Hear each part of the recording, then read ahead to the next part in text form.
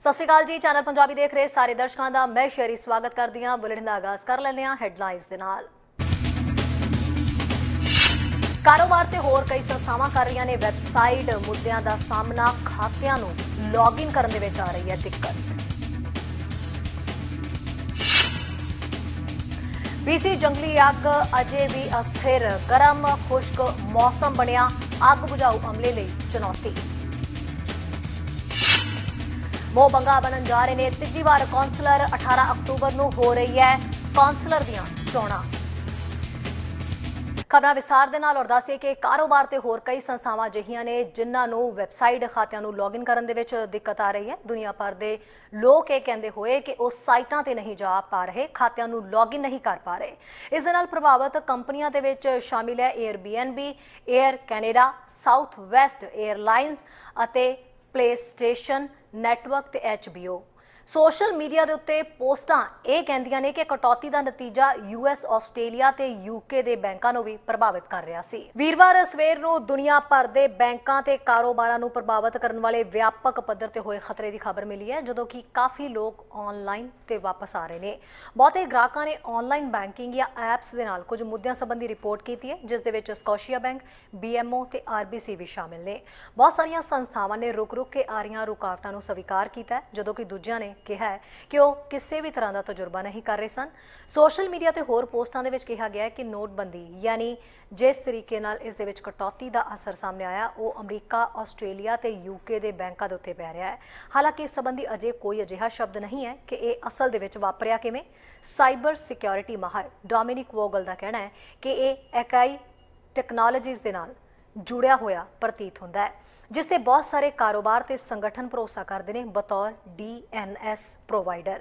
DNS नूं describe करन दा technical तरीका है इसनूं एक फोन बुक की तरह समझना। असल दे विच वेखण दा एक तरीका है कि एक वैबसाइट कित्थे रहिंदी है ते उत्थे की कुछ वापरिया है। उदाहरण के तौर पर जे लोग वैबसाइटां की भाल करते हैं जिवें कि BMO.com, वो इसका पता लभण दे विच सफल नहीं हुंदे कि वैबसाइट आखिर कित्थे हुंदी है।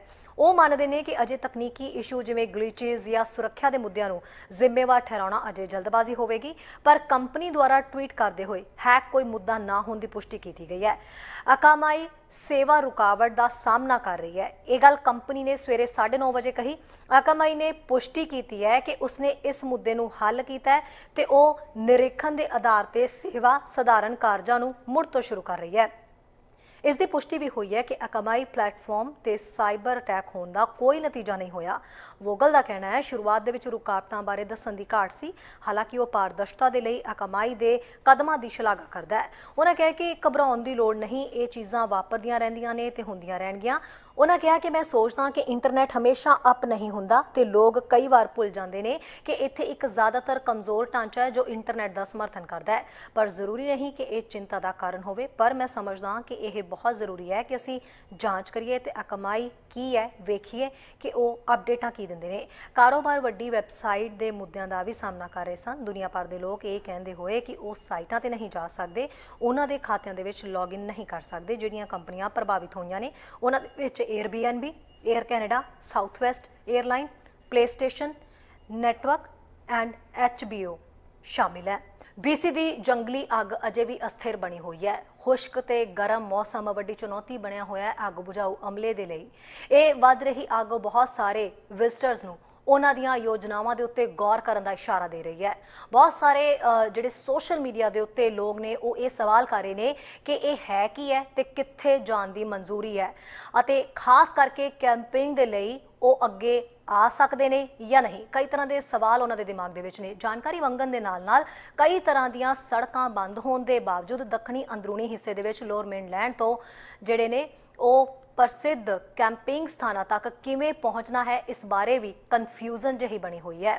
ओसोयोस मेयर जिहड़े ने सू मैकडॉनल्ड का कहना है कि भाईचारा उन्हां बहुत सारे लोगों के विच एक है जिन्हां नूं अग दीयां लपटां ने खतरे दे विच पा दिता है। वो लोगों को ताकीद कर रहे हैं कि जो लोग घूमन की योजना बना रहे हैं वो तैयार रहन। इत्थे आना जिहड़ा है वो वधिया है ते असीं इस थां नूं पसंद भी करते हैं, पर इत्थे आउण तो पहलां अपना होमवर्क पूरा करके आउणा पएगा। तुसीं जिथे भी रुकन जा रहे हो उत्थों दे होटल मोटल नूं पहलां कॉल करो। उन्होंने कहा है कि ਜਿਹੜੀਆਂ ਹੋਰ ਲੋਕ ਵੀ ਉੱਥੇ ਨੇ, ਖਾਸ ਕਰਕੇ ਜਿਹੜੇ ਉੱਥੇ ਸੈਲਾਨੀਆਂ ਦੇ ਜਿਨ੍ਹਾਂ ਦੇ ਘਰ ਨੇ, ਉਹ ਨਿਕਲਣ ਤੋਂ ਪਹਿਲਾਂ ਯੋਜਨਾਬੰਦੀ ਕਰਨ ਦੀ ਉਹਨਾਂ ਨੂੰ ਲੋੜ ਹੈ ਕਿ ਤੇਜ਼ੀ ਦੇ ਨਾਲ ਬਦਲ ਰਹੀਆਂ ਸਥਿਤੀਆਂ ਨੂੰ ਧਿਆਨ ਦੇ ਵਿੱਚ ਰੱਖਦੇ ਹੋਏ ਕਿਤੇ ਕੋਈ ਪਰੇਸ਼ਾਨੀ ਨਾ ਆਵੇ।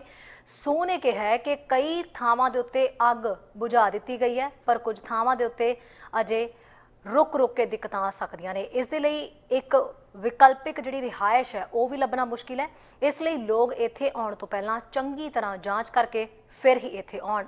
ओलिवर दे मेयर मार्टिन जॉनसन ने सैलानियां नूं अपनी योजना बनाउण दी अपील कीती है। उन्हां लोकां नूं इस गल दे उत्ते विचार करन दे लई कहा है कि उन्हां नूं होटल दे कमरे दी लोड़ है, क्योंकि खाली थावां सीमित ने ते मंग जिहड़ी आ वध रही है। ते जे तुसीं किते जा रहे हो तां तेज़ हवावां ते अग कारण हो सकता है कि तुहानूं अपनी योजना जिहड़ी है वो बदलनी पवे। सो इस गल दे लई तुहानूं तैयार पहलां तो ही रहना पएगा। जो अगे देखदे हां साडे सीनियर पत्रकार जसकरण सहोता दी खास अपडेट गल ਅੱਜ ਦੀ ਗੱਲ ਅਮਰੀਕਾ ਦੇ ਵਿੱਚ ਵੈਕਸੀਨ ਬਾਰੇ। ਜਦੋਂ ਕੋਵਿਡ-19 ਆਇਆ ਸੀ ਉਹਦੇ ਤੋਂ ਬਾਅਦ ਅਮਰੀਕਾ ਪਹਿਲਾ ਦੇਸ਼ ਸੀ ਜਿਨ੍ਹਾਂ ਨੇ ਵੈਕਸੀਨ ਬਣਾਉਣ ਦੀ ਗੱਲਬਾਤ ਕੀਤੀ ਸੀ ਤੇ ਵੈਕਸੀਨ ਅਪਰੂਵ ਬਣਾ ਲਈ ਸੀ। ਅਮਰੀਕਾ ਦੇ ਕੋਲ ਵੈਕਸੀਨ ਵੀ ਸਭ ਤੋਂ ਜ਼ਿਆਦਾ ਆ, ਇਹਨਾਂ ਕੋਲ ਵੈਕਸੀਨ ਦੀ ਸਮੱਸਿਆ ਕੋਈ ਨਹੀਂ, ਪਰ ਲੋਕ ਉੱਥੇ ਵੈਕਸੀਨ ਲਵਾ ਨਹੀਂ ਰਹੇ। ਇਹ ਮਸਲਾ ਕੀ ਆ? ਇਸ ਵੇਲੇ ਕੈਨੇਡਾ ਵੈਕਸੀਨ ਲਾਉਣ ਦੇ ਮਾਮਲੇ ਦੇ ਵਿੱਚ ਅਮਰੀਕਾ ਤੋਂ ਅੱਗੇ ਆ, ਪਰ ਅਮਰੀਕਾ ਜਿਹਦੇ ਕੋਲ ਆਪਣੀ ਵੈਕਸੀਨ ਆ ਉਹਨਾਂ ਨੇ ਇੰਨੇ ਇਨਸੈਂਟਿਵ ਵੀ ਦਿੱਤੇ, ਪਰ ਇਸ ਵੇਲੇ ਹਾਲਤ ਇਹ ਆ ਕਿ ਉਹ ਇਸ ਚਿੰਤਾ ਦੇ ਵਿੱਚ ਆ ਕਿ ਲੋਕ ਵੈਕਸੀਨ ਕਿੱਦਾਂ ਲਵਾਉਣਗੇ, ਇਹਨਾਂ ਦੀ ਵੈਕਸੀਨ ਕਿੱਦਾਂ ਲਾਈ ਜਾਵੇ। 12 ਸਾਲ ਤੋਂ ਉੱਪਰ ਉਮਰ ਵਾਲੇ ਬਹੁਤ ਸਾਰੇ ਲੋਕ ਜਿਹੜੇ ਆ ਉਹ ਸਾਰੇ ਐਲੀਜੀਬਲ ਆ, ਪਰ ਦੁਨੀਆ ਦੀ ਵੈਕਸੀਨ ਬਣਾਉਣ ਦਾ ਲੀਡਰ ਅਮਰੀਕਾ ਅੱਜ ਆਪਣੀ ਪਾਪੂਲੇਸ਼ਨ ਨੂੰ ਵੈਕਸੀਨੇਟ ਨਹੀਂ ਕਰ ਸਕਿਆ। ਕਾਰਨ ਕੀ ਆ? ਇਸ ਵੇਲੇ ਇਹਦੇ ਬਾਰੇ ਗੱਲਾਂ ਬਾਤਾਂ ਚੱਲ ਰਹੀਆਂ ਵੀ ਕਿਉਂ ਇਹ ਕੈਨੇਡਾ ਤੋਂ ਪਿੱਛੇ ਰਹਿ ਗਿਆ ਜਾਂ ਕਿਉਂ ਅਮਰੀਕਾ ਦੇ ਵਿੱਚ ਇੰਨੀ ਜ਼ਿਆਦਾ ਵੈਕਸੀਨ ਨਹੀਂ ਲੱਗੀ।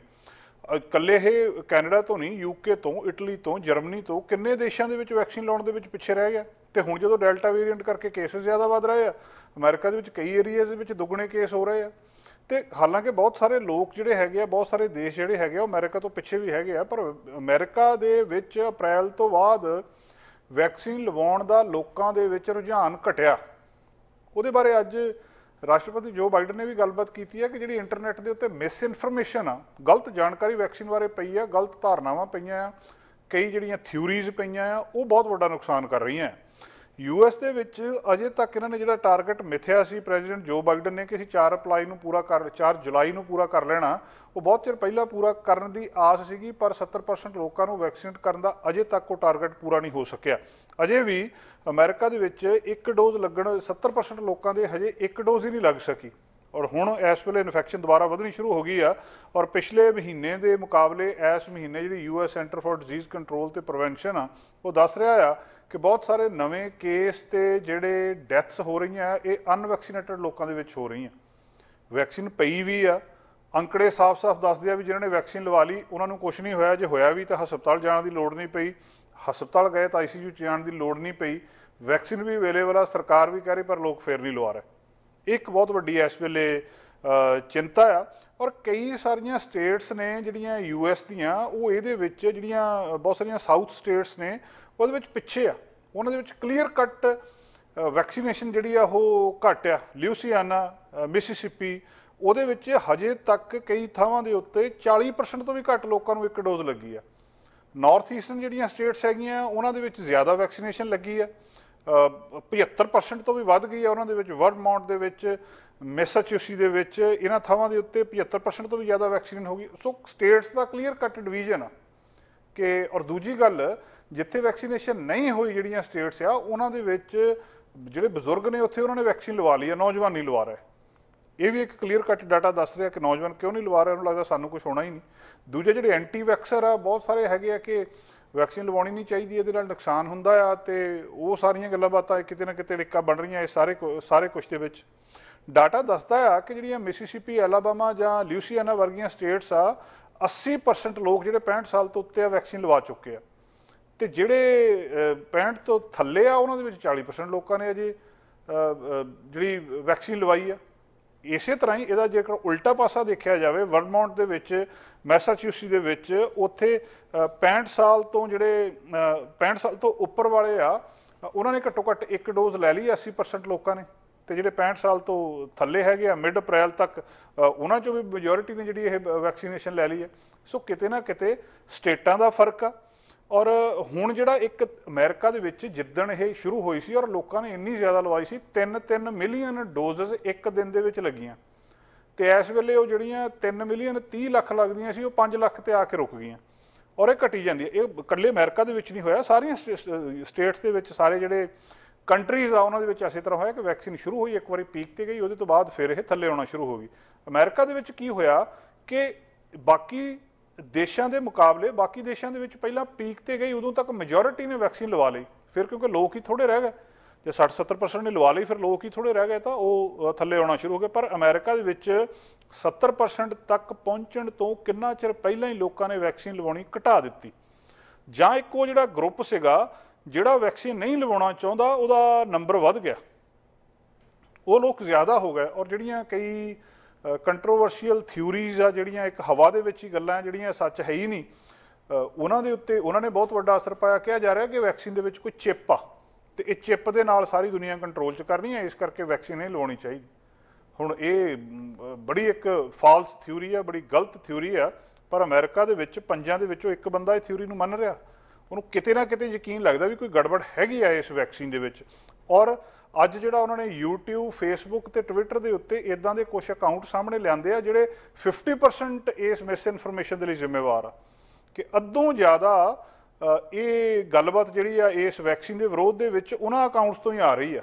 ਉਹਦੇ ਬਾਰੇ ਵੀ ਜਿਹੜੀ ਗੱਲਬਾਤ ਹੋ ਰਹੀ ਹੈ, ਵਾਈਟ ਹਾਊਸ ਦੇ ਸਰਜਨ ਜਨਰਲ ਨੇ ਉਹਨਾਂ ਨੇ ਵੀ ਇਹ ਗੱਲ ਕਹੀ ਹੈ ਕਿ ਬਹੁਤ ਸਾਰੇ ਕਾਰਨ ਹੈਗੇ ਆ ਇਹਦੇ ਵਿੱਚ ਕਿ ਲੋਕ ਵੈਕਸੀਨ ਨਹੀਂ ਲਵਾ ਰਹੇ, ਪਰ ਸਭ ਤੋਂ ਇੰਪੋਰਟੈਂਟ ਇਹ ਸਾਰੇ ਕੁਛ ਦੇ ਵਿੱਚ ਇਹਨਾਂ ਪੋਲਸ ਤੋਂ ਗੱਲ ਸਾਹਮਣੇ ਆਈ ਹੈ ਔਰ ਸਾਨੂੰ ਇਹ ਗੱਲ ਜਿਹੜੀ ਪਤਾ ਲੱਗੀ ਹੈ ਕਿ online misinformation throughout the pandemic ਫਿਰਦੀ ਰਹੀ ਆ, ਬੇਸਲੈਸ ਥਿਊਰੀਜ਼ ਆ ਜਿਹੜੀਆਂ ਵੈਕਸੀਨ ਦੀ ਇਹ ਮਾਈਕਰੋਚਿਪ ਥਿਊਰੀ ਦੀ ਗੱਲਬਾਤ ਕਰ ਰਹੀਆਂ ਆ, ਤੇ ਪੋਲ ਇਹ ਵੀ ਸੁਜੈਸਟ ਕਰ ਰਹੇ ਆ ਕਿ ਇਹ ਜਿਹੜੀਆਂ ਇਦਾਂ ਦੇ ਕਲੇਮਸ ਹੈਗੇ ਆ, ਇਹਨਾਂ ਨੂੰ ਕਿਸੇ ਨਾ ਕਿਸੇ ਤਰ੍ਹਾਂ ਲੋਕਾਂ ਨੇ ਮਤਲਬ 5 ਦੇ ਵਿੱਚੋਂ ਇੱਕ ਅਮਰੀਕਾ 'ਚ ਰਹਿਣ ਵਾਲਾ ਮਾਈਕਰੋਚਿਪ ਥਿਊਰੀ ਤੇ ਬਿਲੀਵ ਕਰੀ ਫਿਰਦਾ, ਔਰ ਇਦਾਂ ਦੀ 3600 ਹੋਰ ਥਿਊਰੀ ਆ ਜਿਹੜੀ ਸਾਹਮਣੇ ਆਉਂਦੀ ਹੈ। ਇੱਕ ਵੱਡਾ ਕਾਰਨ ਬਣ ਰਹੀ ਹੈ ਇਸ ਵੇਲੇ ਲੋਕਾਂ ਦੇ ਵਿੱਚ ਵੈਕਸੀਨੇਸ਼ਨ ਨੂੰ ਰੋਕਣ ਦਾ ਜਾਂ ਉਸ ਪੱਧਰ ਦੇ ਉੱਤੇ ਵੈਕਸੀਨੇਸ਼ਨ ਨਾ ਜਾਣ ਦਾ।